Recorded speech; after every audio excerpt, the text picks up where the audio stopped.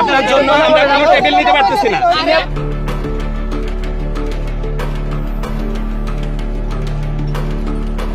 রাজধানীর আগারগাঁওয়ে নির্বাচন কমিশন ভবনের আশেপাশে গড়ে উঠেছে অসংখ্য ভ্রাম্যমাণ কেকের দোকান। রং বেরঙের কেকের মিষ্টি ঘ্রাণে ভরপুর ছিল সেই এলাকা। আর কন্টেন্ট ক্রিয়েটরদের দৌরাত্মে বর্তমানে বেশ ভাইরাল এসব অস্থায়ী দোকানগুলো। এমনকি সারি সারি এসব দোকানগুলোকে মজার ছলে কেকপট্টি নাম দিয়েছেন নেটিজেনরা। কিন্তু এবার বোধহয় সেখানকার কেক ব্যবসায়ীদের মাথায় হাত পড়তে চলেছে, কারণ সেই ভাইরাল কেকপট্টি এবার বন্ধ হচ্ছে। ভাইরাল হওয়ার কারণে অবশেষে সেখানে দোকানগুলো উচ্ছেদ করতে অভিযান শুরু করেছে যৌথ বাহিনী।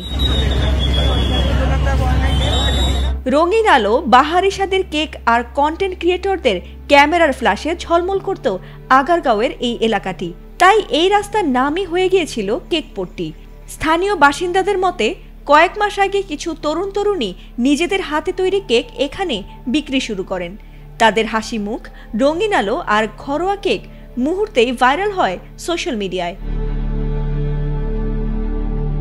এরপর একসময় সেই জায়গা হয়ে ওঠে ঢাকার অন্যতম ট্রেন্ডিং স্পট।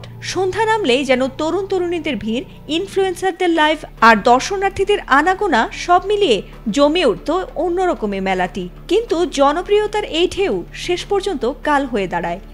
যানজট, শব্দদূষণ, নিরাপত্তাজনিত ঝুঁকির কারণে শেষমেশ কর্তৃপক্ষের নির্দেশে উচ্ছেদ করার উদ্যোগ নেওয়া হয় এই ভাইরাল কেকপট্টি। পুলিশ জানিয়েছে, নির্বাচন কমিশন ভবনের সামনে এবং আইডিবি ভবনের পাশে গড়ে ওঠা এসব দোকান যান চলাচলে প্রতিবন্ধকতা সৃষ্টি করছিল। অফিস শেষে মানুষ ও গাড়ির ভিড়ে রাস্তাটি হয়ে উঠেছিল অচল। তারা আরও জানিয়েছেন যে 999-এ একাধিক অভিযোগ পাওয়ার পর বিষয়টি তারা গুরুত্বের সঙ্গে বিবেচনা করেছেন। তাছাড়া এই কেকপট্টির জন্য যানজট এতটাই বেড়ে যাচ্ছিল যে পুরো এলাকাকে কার্যত অচল করে দিয়েছিল। তাই অভিযান চালানো ছাড়া উপায় ছিল না। শুক্রবার থেকেই সেখানে তাই নেমেছে যৌথ বাহিনীর উচ্ছেদ অভিযান। আর তাতে একে একে সরিয়ে নেওয়া হয়েছে বিক্রেতাদের স্টল। ফাতিমা সুলতানা, এটিএন বাংলা।